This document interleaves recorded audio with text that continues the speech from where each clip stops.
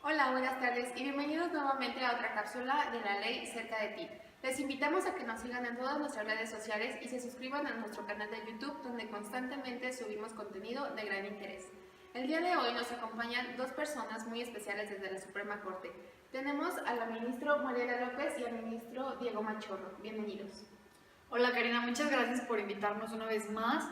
La verdad es que el día de hoy tenemos un tema bastante interesante a tratar y todo esto pues para transmitirle la mayor cantidad de información necesaria a todos los televidentes. Entonces, muchas gracias por invitarnos.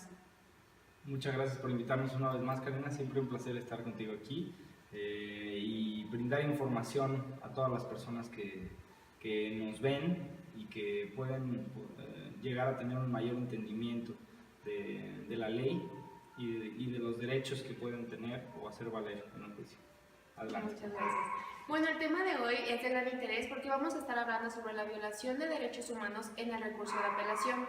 Y bueno, la problemática que tenemos que aquí es para determinar si establecer una cuantía mínima para el trámite de los recursos de apelación no contraviene al artículo 17 constitucional y al artículo 25 de la Convención Americana sobre Derechos Humanos, respectivamente, y es sobre lo que nos van a hablar los ministros de la Suprema Corte el día de hoy. Así es, Karina. Precisamente la idea del día de hoy es entender si una de las normas que están plasmadas en la Ley de Justicia Administrativa para el Estado de Jalisco, que establece una cuantía mínima, ha sido creada de conformidad con los artículos 17 y 25, y si los tribunales colegiados de circuito, que más adelante mencionaremos, han interpretado o aplicado o inaplicado esta norma siguiendo los parámetros establecidos, como ya dijimos antes, en estos dos ordenamientos. Muy bien, pues aquí tenemos los artículos en controversia que anteriormente les mencionamos, que es el artículo 25, que nos habla de una protección judicial, que nos dice que toda persona tiene derecho a un recurso sencillo y rápido, y a que cualquier otro recurso efectivo ante los jueces o tribunales competentes se le ampare contra actos de violación a sus derechos. Y por otro lado tenemos el artículo 17 constitucional, que nos dice que toda persona tiene derecho a que se le administre justicia por tribunales que estarán expeditos para impartirla en plazos y términos que fijen las leyes. Así es, Karina. Además, vale la pena mencionar que tanto este artículo, el primero de estos perteneciente a la Convención Americana sobre Derechos Humanos, y el 17 constitucional de nuestra Constitución, establecen también el derecho de los gobernados para que estos puedan acceder a la justicia en un término pronto y expedito. Bueno, y también tenemos por este lado el texto normativo sobre el que estaremos discutiendo el día de hoy, que es donde versa, bueno, pues ahora sí que la confusión sobre si la interpretación se hizo de conformidad a los artículos ya anteriormente mencionados. Y bueno, esta ley está tomada de la Ley de Justicia Administrativa para el Estado de Jalisco, que nos habla sobre la apelación. Y bueno, nos dice que va a proceder el recurso de apelación, cuando el asunto que corresponde a la sentencia impugnada sea de una cuantía determinada o determinable que exceda de 700 veces el valor diario de la unidad de medida y actualización. Es sobre este párrafo en específico donde está versando el problema de interpretación, porque no sabemos si se hizo dicha interpretación de conformidad a los artículos. Así es, y pues bueno, ya entrando más en materia, antes de empezar a hablar sobre si la interpretación se hizo o no conforme a estos artículos previamente mencionados, tenemos que hablar de la pertenencia de esta norma en específico al sistema jurídico, entendiendo que para esto existen dos criterios. Uno es el criterio estático, que va a ser la relación de consecuencia lógica. Por ejemplo, si el artículo 4 constitucional establece el derecho de igualdad entre hombres y mujeres, se deriva de esto lógicamente que, por ejemplo, los senados pidan una cuota de género donde la mitad de los hombres, la mitad sean hombres y la mitad sean mujeres, pues esto tiende a derivarse para buscar la equidad de género. Y además este sistema estático nos va a llevar hacia un criterio de deducibilidad. Por otro lado, el sistema dinámico tiene que ver con las relaciones genéticas, que es un criterio de legalidad, es decir, qué norma, que aquí llamaremos como N1, desprende o faculta a una segunda norma que a su vez se va a convertir en N1 y a su vez va a crear otra norma hasta llegar a una norma en concreto, que es la que vamos a analizar. Y a continuación veremos exactamente en el caso en concreto si se cumplen con los criterios de estáticos de sistema jurídico estático y sistema jurídico dinámico. Ahora bien, es importante mencionar que, como bien explica Mariela, hay que hacer énfasis en que siguiendo este par de criterios es como sabremos si la norma pertenece o no al sistema jurídico mexicano. Adelante, por favor. En cuanto al sistema estático, primero que nada tenemos que N1 es la Constitución y N2 va a ser la Ley de Justicia Administrativa para el Estado de Jalisco. En este sentido, el artículo 17 constitucional establece que toda persona tiene derecho a que se le administre justicia por tribunales que están expeditos para impartirla en los plazos y términos que fijan las leyes. Entonces, nosotros, es decir, la Corte considera en este punto que no se cumple con el sistema estático, toda vez que no es consecuencia lógica el permitir el acceso a la justicia en el 17 y después en el artículo 86 de la Ley de Justicia Administrativa, negar este acceso, salvo que tengas un acceso económico también a una cuantía o un asunto en el cual la suerte principal sea superior a 700 unidades de medida actualizadas diarias. Sí, así es, tienes toda la razón, ya que si bien dice que se debe seguir los procedimientos en los términos y fechas que sigan las leyes, también es cierto que dice que deben ser expeditos y conforme a los principios establecidos en las mismas leyes. Por lo tanto, se tendría que seguir en este caso un principio de definitividad para poder llegar al amparo antes de brincarnos la apelación. Gracias. Ahora bien, en cuanto al sistema dinámico, nosotros consideramos que en este caso sí pertenece al sistema, siguiendo este criterio, toda vez que la Constitución en el artículo 116 dice que los poderes de los estados se organizarán conforme a la Constitución de cada uno de ellos. Ahora bien, esto faculta al Poder Ejecutivo, al Legislativo y al Judicial de manera local, esto al Congreso de cada estado. A su vez, estos crean la Constitución Política para el Estado de Jalisco. A su vez, la ley orgánica del Poder Legislativo da nacimiento a la Ley de Justicia Administrativa, siguiendo así la consecuencia prevista por el sistema dinámico y por el criterio de legalidad. Así es, entonces en resumen podríamos decir que en cuanto al sistema estático no se cumple toda vez que una norma no se deriva lógicamente, no es consecuencia lógica, no persigue el fin establecido por la Constitución. Sin embargo, en cuanto al sistema dinámico, sí cumple con los requisitos, toda vez que N1 va facultando a N2 y no se salta ningún paso, es decir, la última norma está hecha o está creada de conformidad con los ordenamientos anteriores que la van facultando para crear una más. Perdón, ¿y hay alguna manera de desglosar este sistema normativo para que quede mejor entendido para nuestra audiencia? Así es, ese es el siguiente tema y le cedo la palabra al ministro para que nos explique un poco de esto. Claro que sí. Bueno, aquí en aras de desglosar este sistema normativo para el mejor entendimiento, nosotros dividimos en 4, digamos, situaciones o puntos importantes, ¿no? El primero es el universo del discurso. Esto es los casos individuales a los que circunscribe el problema. Esto significa que hay que atenernos a las particularidades de cada problema para saber qué es lo que estamos buscando. Esto es la finalidad del desglose de este sistema normativo. Así es, y perdón que te interrumpa, en ese caso puede ser, por ejemplo, una constitución de un estado, o sea, una constitución de un estado civil, de un estado jurídico, una sanción de una problemática, una imposición de una sentencia, etc. Alguna prohibición, darle facultades a los ciudadanos o cualquier otra situación. Ahora bien, el universo de acciones son las acciones a las que están referidas las soluciones posibles del ámbito normativo. Esto es obligatorio, facultativo o prohibido, ya sea dirigida hacia un juez o hacia los ciudadanos. En el tercer punto tenemos las propiedades. Estas son las propiedades relevantes para el caso. ¿Qué significa esto? Nosotros tomamos partes importantes que consideramos importantes o relevantes para el caso y las tomamos como propiedades para así determinar los casos elementales, que es el punto cuarto. Y esto es la conjunción de todas las propiedades para así llegar a saber o conocer o entender perfectamente el sistema normativo al que nos estamos ateniendo. Ahora bien, en cuanto al caso en concreto, el universo de discurso, como bien dijimos, en este caso sería dirigida hacia el juez y sería sancionar el trámite del recurso de apelación, como bien ya habíamos mencionado. Este artículo, no, el artículo Ley de Justicia de la Ley de Justicia Administrativa, muchas gracias, no prevé que se pueda presentar un recurso de apelación si la cuantía es menor a 52.843 pesos, como les explicaré en un momento. Ahora bien, el universo de acciones sería obligatorio hacia la autoridad, como ya les mencionaba, en este caso hacia un juez que sancione el trámite del recurso de apelación. Y por último, el universo de propiedades que estamos teniendo sería, nosotros lo ponemos como letra D, cuantía determinada.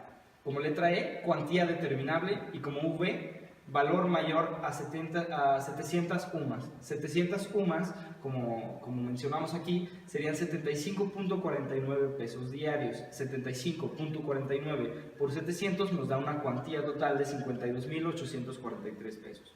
Por lo tanto, cualquier asunto que fuera inferior a esta cantidad, de conformidad al artículo ya mencionado, no sería procedente el recurso de apelación. Ministra, perdón, estamos teniendo una pregunta a nuestra plataforma de Facebook que nos dice que si la pudiera explicar de mejor forma, cómo o en qué caso vamos a saber, si una norma va dirigida a un juez o se está facultando a una persona o cómo podemos Ok, muy bien, claro que sí. Bueno, para entender esto nosotros tendríamos que interpretar la norma. Esto se llama hermenéutica jurídica. Habría que ver primero el sentido del lenguaje que está teniendo cada norma. En este caso estamos tomando, si no mal recuerdo, una norma prescriptiva. Es una norma prescriptiva, en la que tenemos que ver la fuerza del lenguaje. Vamos a explicar primero qué es la fuerza y el sentido. El sentido es realmente lo que se está escribiendo en la norma, ¿ok? Como lo ves tú textualmente, es el texto normativo. Sí, y ahora bien, tenemos que entender la fuerza como la verdadera intención del legislador, ¿sí? Esto espero ayude a que se entienda mejor el sistema normativo y cómo con esta misma fuerza vamos a entender hacia quién va dirigida la norma. Obviamente si la norma, en un caso X, te estoy diciendo que sancionar el concubinato sería obligatoria hacia el juez o facultativa, lo que sea, obligatoria hacia el juez, y ahora bien, una norma que solamente hable de permitido andar por las calles, eso es una norma dirigida hacia los ciudadanos, ¿no? Hacia los gobernados. Exactamente, y como bien lo menciona el ministro, en este caso se interpreta que la fuerza va dirigida al juez porque obliga al juez a dar trámite al recurso de apelación si y solo si se cumplen con ciertas propiedades relevantes que son las que mencionamos con anterioridad. ¿Por qué? Porque toda vez que la norma establece que el recurso de apelación, que funcionará para revocar, modificar o reafirmar una sentencia hecha por la Corte, va a proceder únicamente en este caso la fracción que se analiza es la 1 que establece esta cuantía, y en esta cuantía es donde se habla de que el asunto tiene que ser de una cantidad determinable y superior a 700 unidades de medida. Ministra, perdón, me pregunta otra persona, estudiante de Derecho, de dónde se van a encontrar estas propiedades para estudiar el caso en concreto. O sea, si se encuentran dentro de la norma que se está estudiando, cómo se va a entender. Así es, al momento de revisar la norma en concreto es donde se pueden encontrar las propiedades relevantes, es decir, qué fue lo que el legislador tomó en consideración para crear esa norma. Como por ejemplo, si estamos hablando del uso de la marihuana de forma recreativa, entonces la forma recreativa será una propiedad relevante para que se pueda utilizar o no se pueda utilizar. Serán, digamos, las especificaciones o las características específicas de cada caso para que aplique a una norma en concreto. Muchas gracias. Ahora bien, nosotros tenemos como norma obligatorio sancionar el recurso de apelación si D o E y V, ¿de acuerdo? Ya les habíamos definido antes lo que es cada una. En este caso nos sale en 3 situaciones. En la primera, en la que D, E y V son positivas. En la tercera, en la que D, E y V, bueno, D y V son positivas y E como negativa. Esta también sería obligatoria. Bueno, en los 3 casos nos sale obligatorio, como podemos ver aquí en la tabla. pero también vemos un sistema que tiene lagunas, o sea, no para todos los casos elementales podríamos tener una solución normativa, por lo que tendríamos un sistema normativo que no tiene una completud. En este caso no existen antinomias, entonces no tenemos problema por ese lado, y tampoco hay ambigüedades, por lo que sería un sistema también independiente, ¿no? Así es, y precisamente de lo que se habla en este punto es, cuando hablamos de una laguna, es decir, por ejemplo, bueno, ¿qué pasa si no tengo una cantidad determinada o determinable, pero sí es superior a las 700 sumas? En este caso, entonces, ¿qué va a hacer el juez? Porque precisamente ahí es donde está la laguna. Es fácil decidir que en estos 3 casos que están marcados con la letra O y en color azul, es entendible que es obligatorio para el juez sancionar y dar trámite al recurso de apelación, pero en los otros casos es donde nos encontramos en la laguna. Y bueno, vamos a pasar ahora al siguiente punto, que es la interpretación que han dado los tribunales colegiados de circuito sobre este tema. Y es que precisamente la controversia se ha suscitado entre la resolución de 2 amparos indirectos, uno por parte del Séptimo Tribunal Colegiado en materia administrativa del Tercer Circuito y el otro por el Sexto Tribunal Colegiado en materia administrativa de circuito. En el primer sentido, el Séptimo Tribunal estableció que la finalidad perseguida por el legislador al establecer una cuantía mínima para dar trámite al recurso de apelación tenía como finalidad agilizar el funcionamiento del procedimiento y evitar el abuso del derecho. Nosotros consideramos que esta interpretación que hace este primer tribunal colegiado es una interpretación no cognitivista, toda vez que no busca desentrañar la verdadera idea contenida en el artículo 17 constitucional y 25 de la Convención, sino que busca realmente evitar que las personas accedan a un derecho, utilizando además falacias que más adelante vamos a mencionar.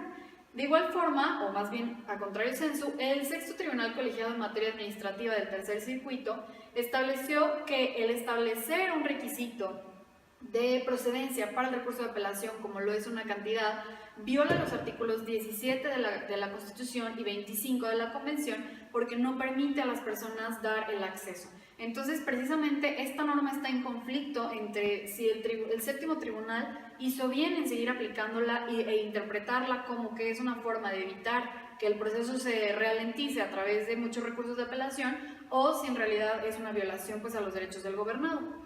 Y al respecto tenemos entonces los problemas de interpretación. En este sentido tenemos 2 tipos de justificaciones siempre, la interna y la externa. En este sentido, la Corte considera que la interpretación interna es correcta porque se cumplen con los propósitos establecidos. Es obligatorio dar trámite al recurso de apelación si la cuantía es determinada o determinable y además es la cuantía. No hay falacias de negación del antecedente o afirmación del consecuente, entonces la interpretación interna es correcta. Sin embargo, es en cuanto a la interpretación externa en donde la Corte considera que es donde hay un error mayor, porque se utilizan las falacias de relevancia y sobre esta, existen 2 en específico que se utilizan. Una de estas es la falacia de blanco y negro y otra la de falso dilema. ¿Por qué? Porque la Corte, el Tribunal Colegiado, el Séptimo Tribunal Colegiado, nos hace parecer que o tienes un derecho o no lo puedes tener, pero no hay un punto intermedio. O utilizas el recurso de apelación bien o lo utilizas mal. Entonces, para que no se ralentice el proceso, simplemente es más fácil quitarte ese derecho, a menos de que sea, digamos, por una cuantía importante.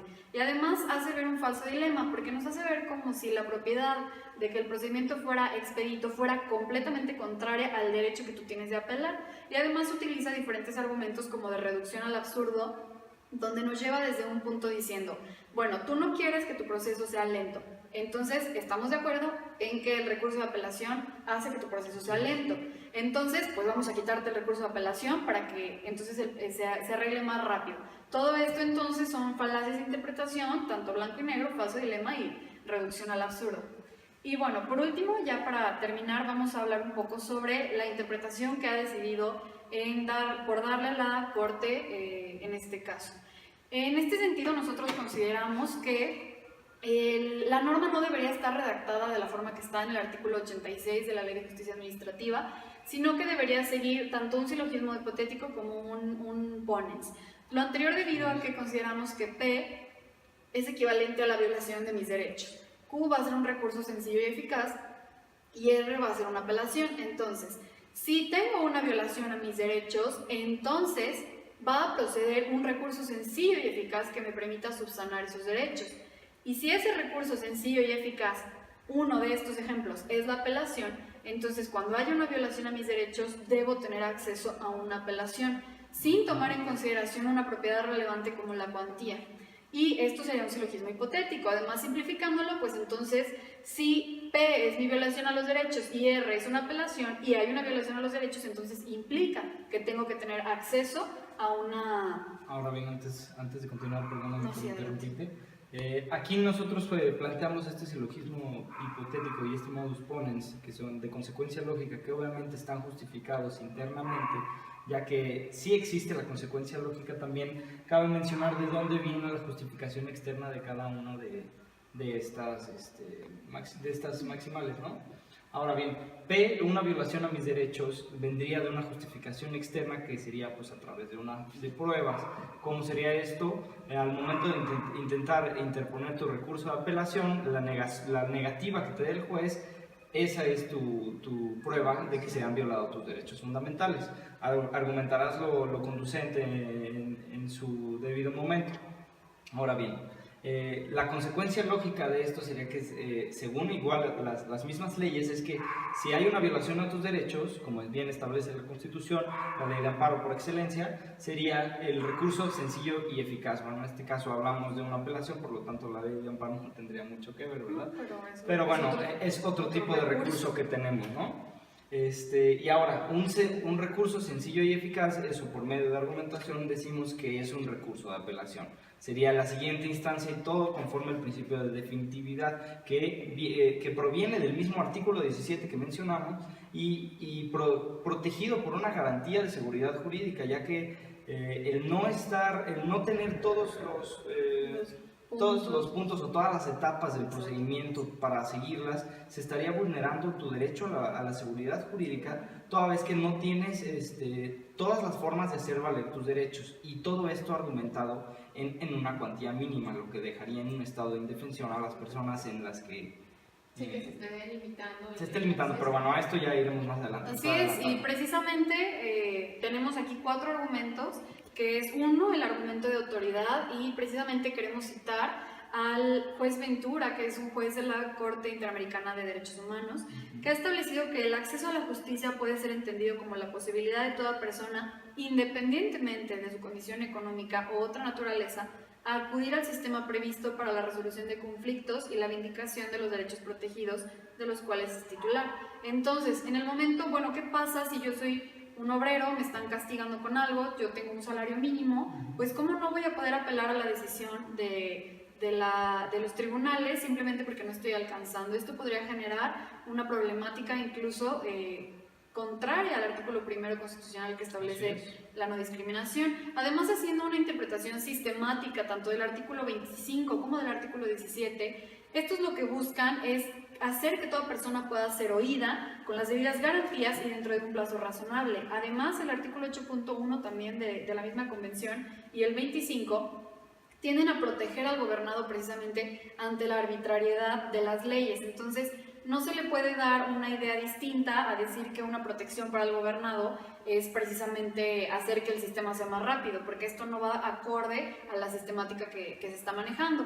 Tenemos también una interpretación teleológica, que es por lo que la Corte ha optado, toda vez que consideramos que el espíritu de la legislación es precisamente darle más garantías al gobernado y no limitarlo en cuanto a la facultad de ejercitar sus derechos precisamente. Y lo anterior a través de cualquier medida, y resulta incluso que la imposición de costos es una traba, por lo que el legislador quería era decir, hagan un sistema al que toda la gente pueda acceder, que sea fácil, que sea sencillo, que no te ponga trabas, y una traba económica ya está yendo en contravención de este principio.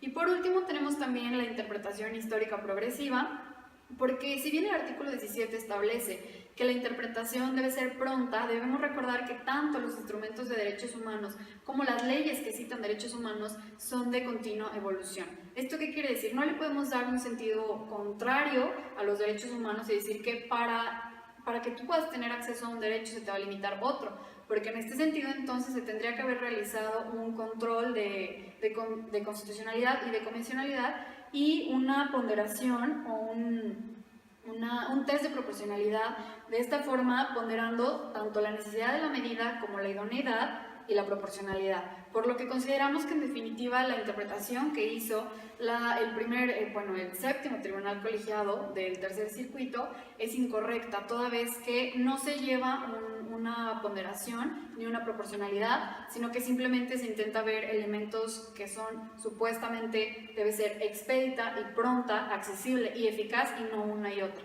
Entonces, pues eso es todo, Karina. Esperamos que este programa haya sido del interés de todos los televidentes y recuerden que pueden escribirnos a través de esta página o también pueden escribirnos directamente a la Suprema Corte, donde con mucho gusto resolveremos sus dudas.